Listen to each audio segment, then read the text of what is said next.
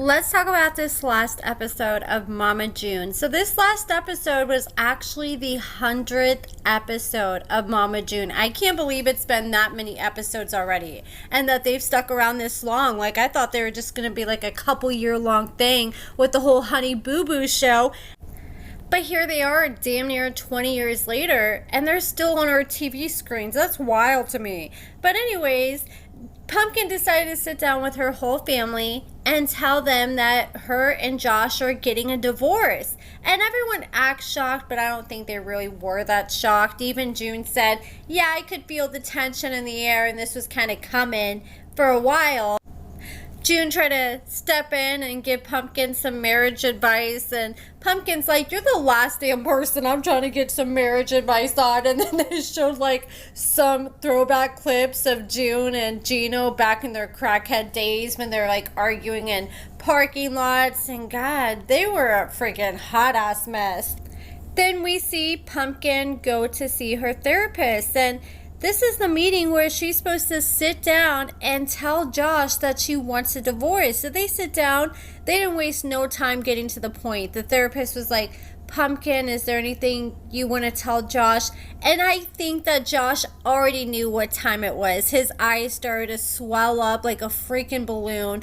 I felt so bad for him in this moment. You know, I feel like a lot of this show is just for TV. A lot of it isn't real. But there's been some like authentic moments, like June when she was in her drug binge days. And I think when Josh sat down and heard that he was getting this divorce, I think this is the first time he was actually learning about this, because that was a genuine reaction and he was so freaking tore up. She sat there and said, yeah, I don't think that things are working out between us. I don't want us to get to the point where we hate each other. I think it's best if we just go our separate ways and get a divorce. And Josh has never wanted a divorce. He grew up in a family with divorced parents and it really crushed him. And Pumpkin, she's went through all these men in her mama's life, and that's the last thing they wanted for their family. But Josh is just accepting, like, yeah, maybe it's best for our children's mental health that we go our separate ways.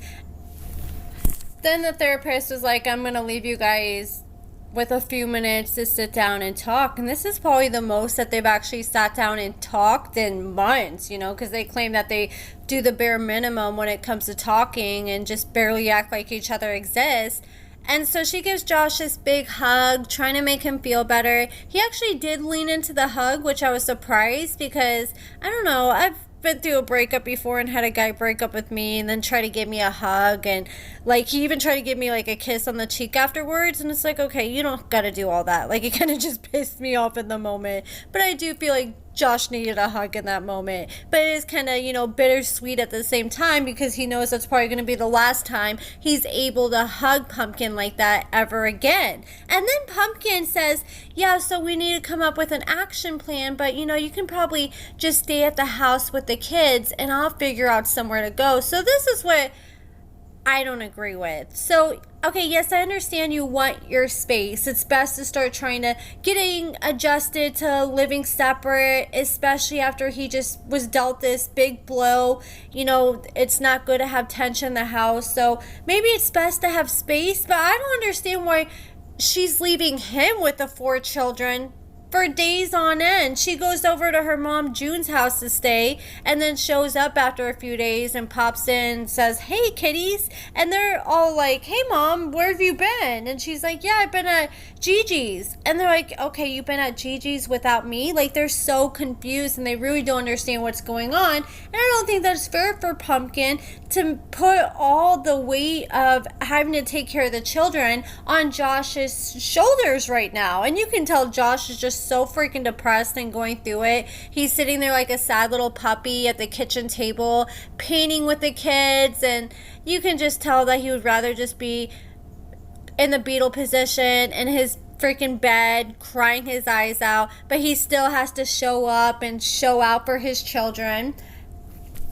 One piece of advice I really liked that the therapist gave them was you need to be mindful how you act in front of the children, because the children are going to pick up on what you say. But not only that, but they're going to pick up on how you feel. And Josh he's showing up, but it's hard for him to put on a good face because he's literally losing the love of his life, and his whole life is about to change drastically, and he's still trying to learn how to accept this. And so he's struggling to smile or be happy. And even his oldest was like, "Yeah, Daddy, what's wrong? You look stressed." And he's like, "Yeah, I am stressed." And I guess we're going to see them sit Ella down in the next episode or the one after that and finally tell her that Mommy and Daddy are divorcing. And I think she'll kind of understand, like, okay, yeah, they're not living together, but I don't think she'll fully understand the magnitude of what's going to happen until it actually does happen.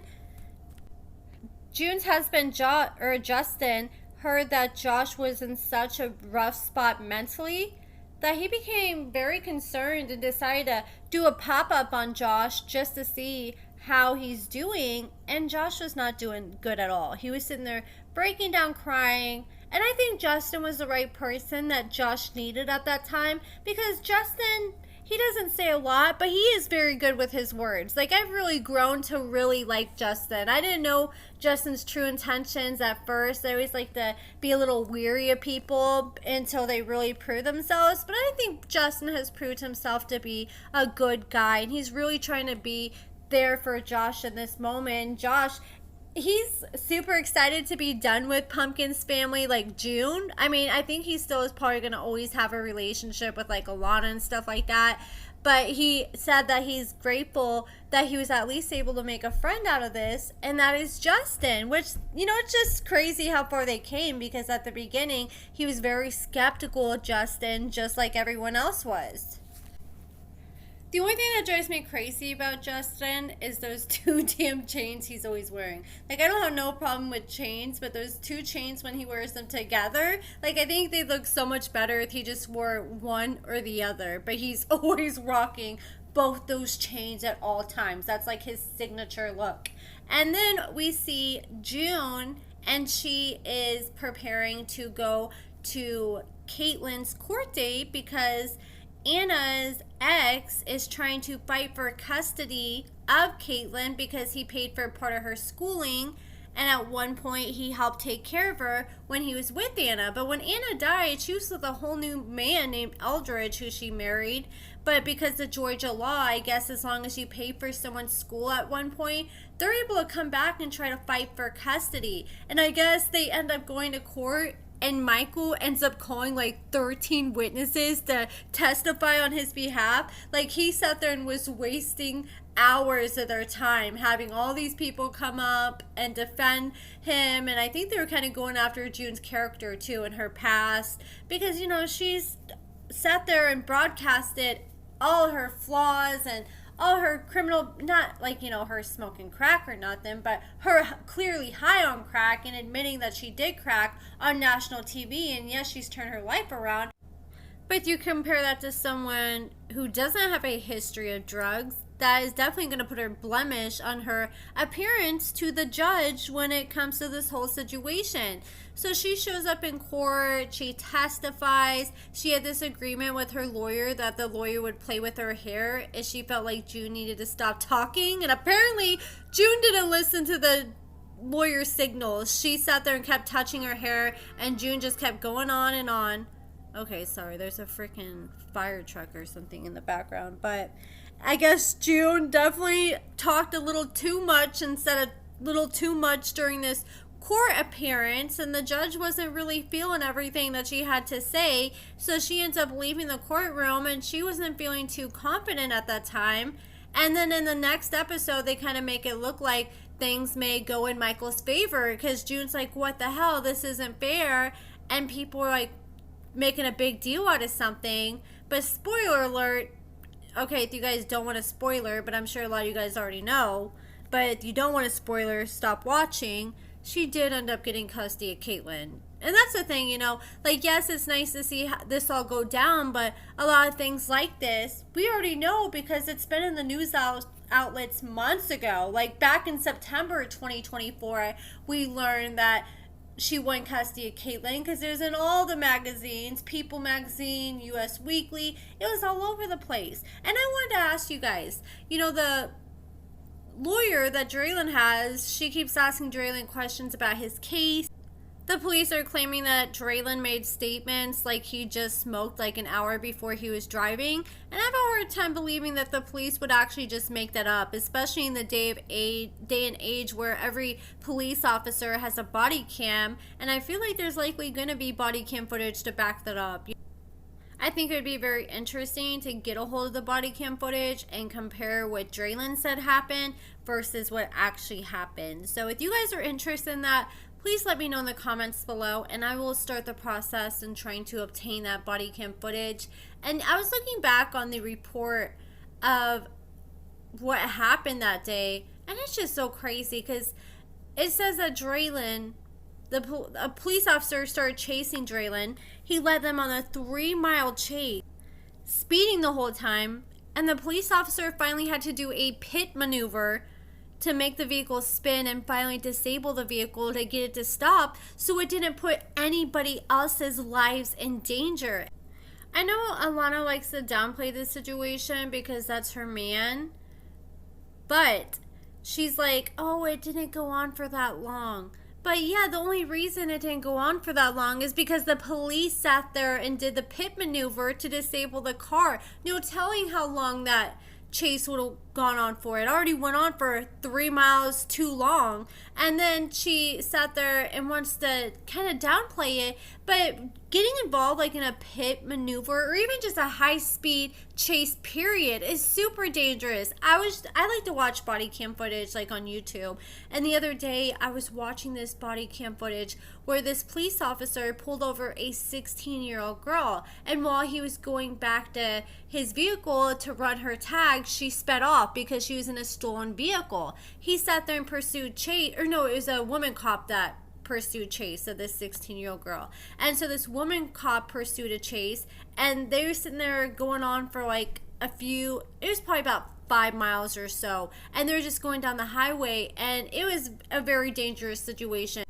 This 16-year-old had their pedal to the metal, and they were just sitting there swerving in and out of all this traffic, trying to get away from the police officer, and they had so many close calls. And then the police officer finally got to a spot where they got right next to the vehicle, and they made sure that there's like enough distance between the car in front of them and the car behind them, and they did a pit maneuver on this car, and the car spun around, but since it was going at such a high rate of speed, it ended up going like into the middle between the lanes and ended up crashing into the guardrail, and it ended up ejecting the driver, and the driver flew out of their car like a long ways and hit the ground.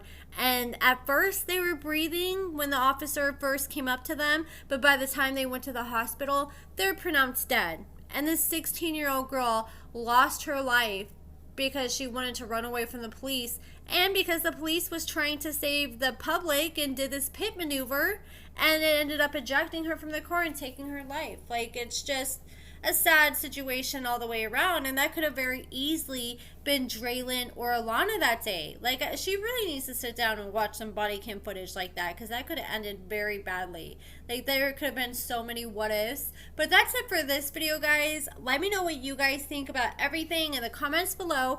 Give this video a thumbs up, subscribe, and thank you so much for watching.